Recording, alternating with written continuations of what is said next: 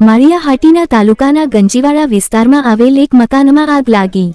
આગ લાગવાની જાણ આજુબાજુના લોકોએ 112 પર કરી હતી.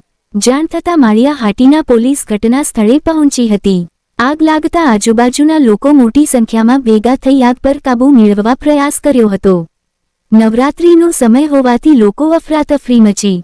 સદનસીબે મકાનમાં કોઈ ન હોવાથી મોટી જાનહાનિ ટળી. પોલીસ સ્ટાફમાં નિલેશ ડાંગર, પાચા કરમટા, રાજેન્દ્ર પરમાર, દિલાવરસિંહ મોરી, પ્રવીણ વાઢેર સહિતના કર્મચારીઓ ઘટના સ્થળે દોડી ગયા હતા.